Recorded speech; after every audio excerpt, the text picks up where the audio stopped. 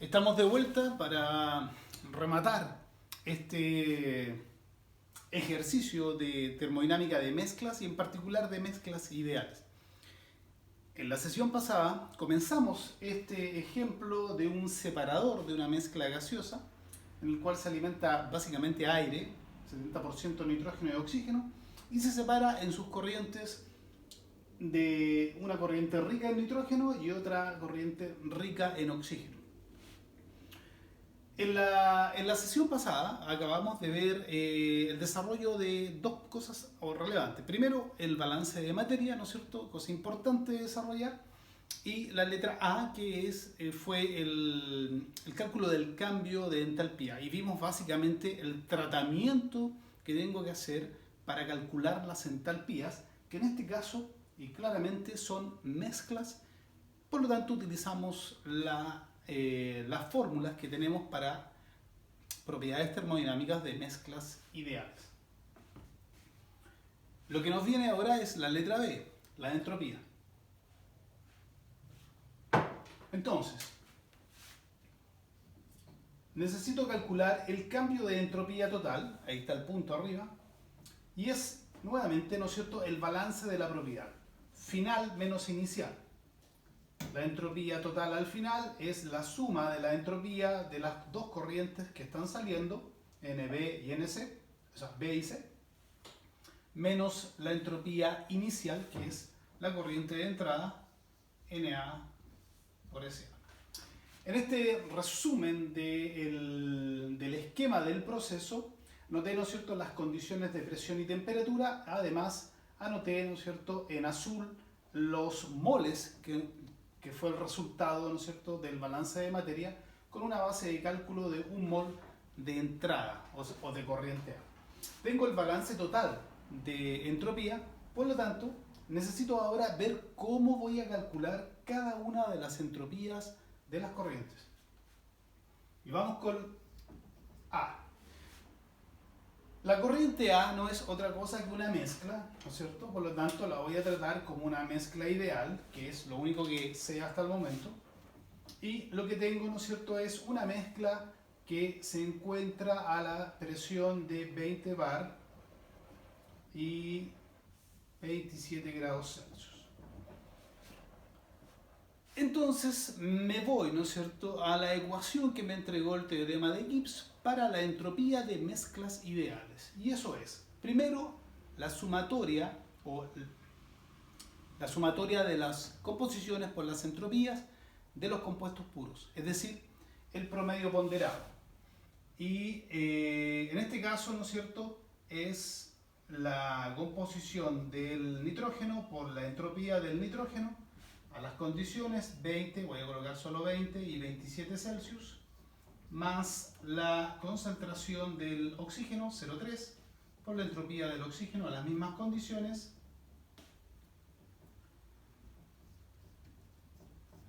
pero la diferencia respecto a la entalpía es que aquí aparece el término que depende de la composición, es decir, menos R, y aparece la sumatoria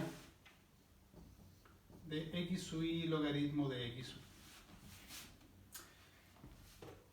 Pero démosle valor inmediatamente mejor. Voy a dejar esto aquí para tener más espacio. Ustedes ya saben la presión y temperatura de esta corriente. Y esto será menos R factor D. Esto es x logaritmo de x para cada compuesto. Por lo tanto será 0,7 por el logaritmo de 0,7 más 0,3 por el logaritmo de 0,3. Esa es la expresión que entrega el teorema de Gibbs para la entropía de una mezcla ideal.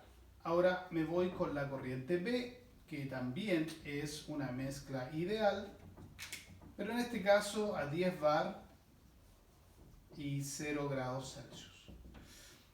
Utilizo la misma expresión, será el promedio ponderado de las entropías de los compuestos puros, esto es 0,9 por la entropía del nitrógeno a 10 bar y 0 Celsius más 0,1 por la entropía del oxígeno a las mismas condiciones. Y aquí aparece nuevamente el término que depende de la composición, menos R factor D. Vamos a poner aquí, ¿no es cierto?, de dónde viene esto para que no se les olvide, menos R por la sumatoria de los x sub i logaritmo de x sub i. Ese es el término diferente que entrega o que aporta en el caso de la entropía. Por lo tanto, esto es menos R por la suma, los x logaritmo de x sub i en la corriente B. Estamos hablando de 0,9 por el logaritmo de 0,9 más 0,1 logaritmo de 0,1. Lo mismo para la corriente C, también a 10 bar y 0 Celsius. Se considera una mezcla ideal. Y escribimos en primera instancia el promedio ponderado de las entropías de los compuestos puros. 0,1 es la composición del nitrógeno en esta corriente, con la entropía del nitrógeno a 10 bar, 0 Celsius, más 0,9 la composición del oxígeno, con la entropía del oxígeno a las mismas condiciones, y el término que depende de la composición, que es 0,1 logaritmo de 0,1 más 0,9 por el logaritmo de 0,9.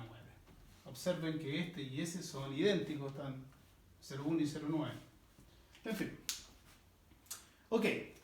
Primera etapa, plantear el balance total de la propiedad termodinámica. Segunda etapa, preguntarse cómo interpreto la entropía o la propiedad termodinámica de las corrientes. Aquí lo hago utilizando mezclas ideales. Tercera etapa, ¿cómo calculo las entropías de los compuestos puros? Me refiero a cómo calcular, ¿no es cierto?, esta entropía, esta, esa y esa. Y cómo calcular las entropías es básicamente, o la respuesta va por el mismo camino que cómo calcular las entalpías que resolvimos en la parte anterior. La entropía de un compuesto puro I a una presión P1 y una temperatura T1, tal cual en el caso de la entropía, necesito una referencia. La entropía del mismo compuesto I, pero a la condición de referencia.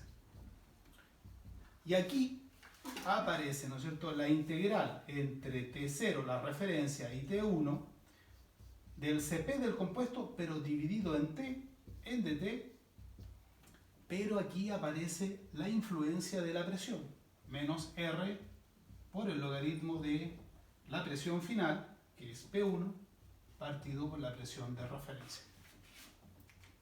Esa es la fórmula del cambio de entropía de un gas ideal. En el mundo ideal, esta es la fórmula cómo yo permito o puedo calcular entropías a una condición distinta de la referencia. Pero, ¿cuál es la referencia?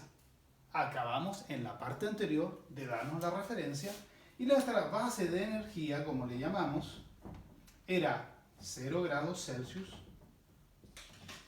10 bar, y dijimos que cualquier propiedad termodinámica energética, ojo, energética, si es volumen obviamente no cumple, cualquier propiedad termodinámica energética a 10 bar y 0 Celsius, para nosotros será 0. Eso quiere decir que esta entropía de referencia es 0. Por lo tanto, con esto puedo calcular las entropías. ¿Y qué me quiere decir eso? Quiere decir que la entropía de el nitrógeno y el oxígeno a 10 bar y 0 grados Celsius resulta ser 0. Y esa fue la gracia del por qué elegimos las condiciones de las corrientes de salida. De tal forma de que las propiedades termodinámicas energéticas en las dos corrientes fuesen 0. Y eso me anula, por ejemplo, todo esto. La entropía del nitrógeno acá es 0, la del oxígeno es 0, esta también es 0 y esta también es 0. Observen que en la corriente B y C lo único que subsiste es o son los términos que dependen de la composición. Por lo tanto, tengo que calcular las entropías, ¿no es cierto?, de el nitrógeno y el oxígeno a las condiciones que son distintas de la base, es decir, 20 bares y 27 grados Celsius. Y para eso utilizaré esta fórmula que está acá, ¿no es cierto?, que me entrega el mundo ideal para la entropía. Entonces, se trata de calcular la entropía del nitrógeno a 20 bar y 27 grados Celsius. Sabemos que la referencia es 0, por lo tanto queda la integral. El Cp del nitrógeno ya lo conozco y esto me queda, ¿no es cierto? La integral entre 273, recuerden, temperatura absoluta, y 300.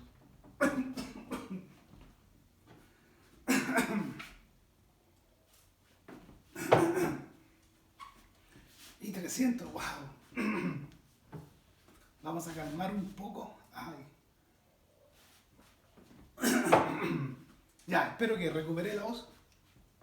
Nos vamos de 273 a 300 Kelvin. Con esto tengo que incluir el Cp, en este caso el Cp del nitrógeno, que de acuerdo a lo que conocíamos era 3 medios de R partido por la temperatura en dt y menos R por el logaritmo natural de la presión 1, la presión a la cual quiero calcular, que es 20 bar, partido por la presión de referencia, 10 bar para nosotros. Esto la entropía del nitrógeno a esas condiciones será, como el Cp es constante, lo puedo sacar de la integral y me queda la integral de 1 dividido en t, lo cual se traduce en el logaritmo natural de 300 dividido en 273 menos r logaritmo de, y esto es el logaritmo natural de 2. ¿Cuánto me da eso? Voy a ver qué me dio en estos cálculos. La entropía del nitrógeno me da un valor de menos 0,5516 R. Y nuevamente respeto el trabajar algebraicamente la constante de los gases. Yo les recomiendo que no reemplacen en este momento la constante de los gases. Háganlo siempre al final. Incluso a veces el R se va por algún tipo de igualación, ¿no es cierto? El R se va. Por lo tanto, trabajen el R algebraicamente. Tengo la entropía del nitrógeno y lo que debo hacer es calcular la entropía del oxígeno. Voy a proceder a borrar acá.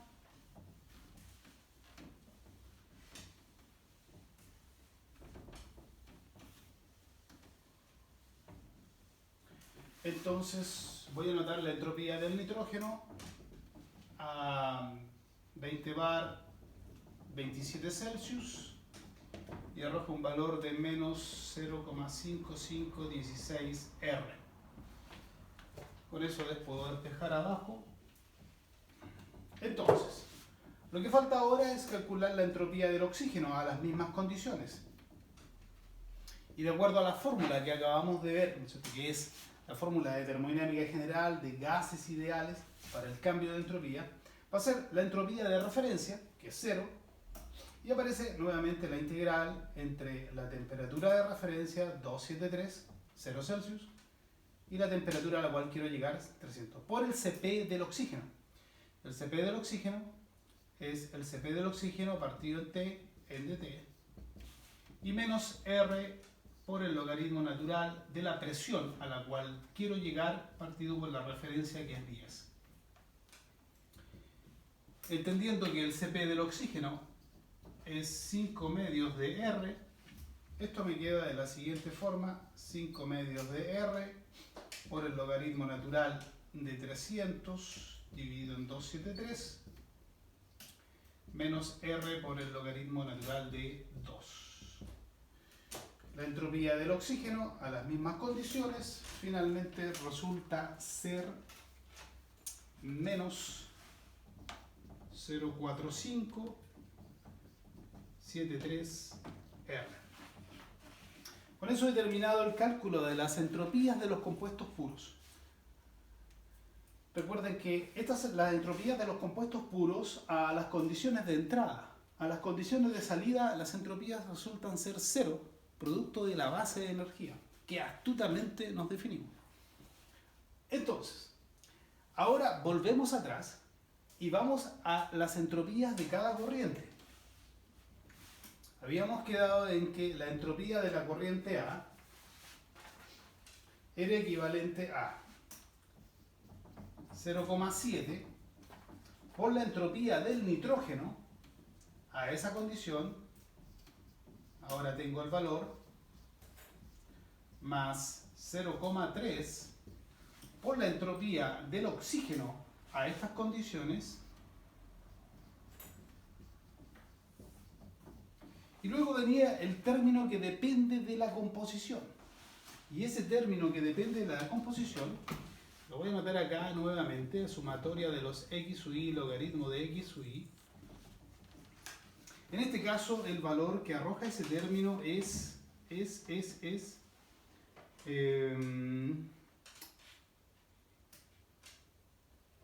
más, aquí hay un menos, ¿cierto? Es menos este término.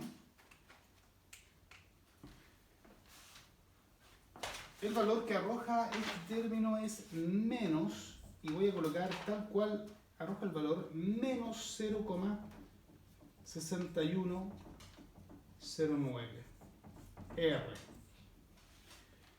El valor que arroja la sumatoria de x logaritmo de x es siempre negativo. Lo vimos y lo analizamos en un par de sesiones antes. Por lo tanto, como la fórmula lleva un menos antes, esto va a dar más. En el caso de la corriente B, recuerden que las entropías de los compuestos puros a las condiciones de la corriente B eran cero, por lo tanto todo esto quedó en cero, y lo único que subsistía era el término que depende de la composición, que resulta ser en este caso menos 0,3251 R. Y en el caso de la corriente C, exactamente igual, las entropías de los compuestos puros son cero, y subsiste solo el término que depende de la composición, que es exactamente idéntico al anterior. Y con esto puedo calcular las entropías de las distintas corrientes.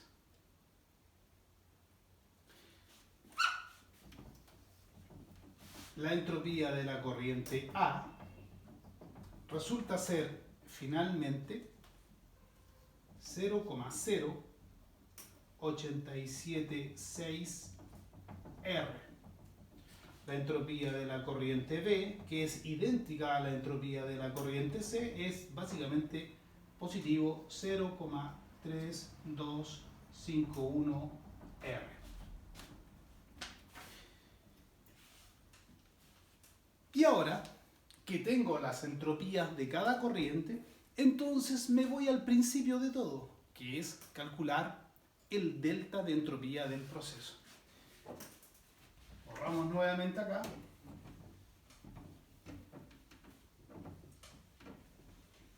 Creo que ahora necesito solo lo que está abajo. Y recuerdo el cambio de entropía que escribí al principio de esta sección del problema. Eran los moles de la corriente B por la entropía B más C y luego menos la entropía de entrada. Ahora tengo los valores. Los moles de la corriente B eran 0,75 por la entropía de la corriente B, que es 0,3251 por R, más los moles de la corriente C, 0,25 por exactamente el mismo valor, y menos un mol, que es la corriente A, por su entropía, que es 0,0876 R. Esto me da un delta S total del proceso de 0,23751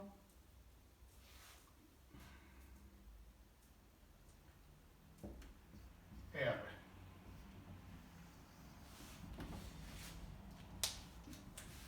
Y ahí tengo el cambio total de entropía. Es un proceso largo, obviamente bastante enredado tal vez entre medio, por eso es importante mantener el orden, ¿no es cierto?, en la secuencia, ir haciéndose las preguntas, ¿no es cierto?, cómo determino la entropía de las corrientes, cómo determino la entropía de los compuestos puros, y una vez que tengo todo eso, me empiezo a devolver hasta finalmente completar el cambio de entropía total. Con esto puedo pasar a la letra C de este ejemplo, donde me preguntaban por la factibilidad del proceso. Si quiero tener una idea de la factibilidad, debo recurrir siempre a la segunda ley de la termodinámica. Si quiero saber si el proceso es factible, entonces este debe cumplir con el gran enunciado que el cambio de entropía total del universo debe ser mayor o igual que cero. Esto significa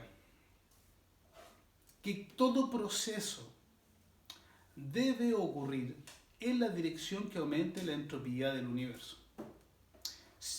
Si existe un proceso que disminuya su entropía, la entropía del mismo proceso, como esto, entonces ese proceso debe afectar a los alrededores de tal forma que la entropía de los alrededores aumente mucho más. Así, la suma total debe ser mayor o igual que cero. Así de implacable es este postulado. Por lo tanto, lo que me están preguntando aquí ¿es realmente factible este proceso? Y si yo miro esto que está acá, se debe cumplir, ¿no es cierto?, que el cambio de entropía de mi proceso más el cambio de entropía de los alrededores debe ser mayor o igual que cero. La suma de estos dos es el cambio de entropía del universo.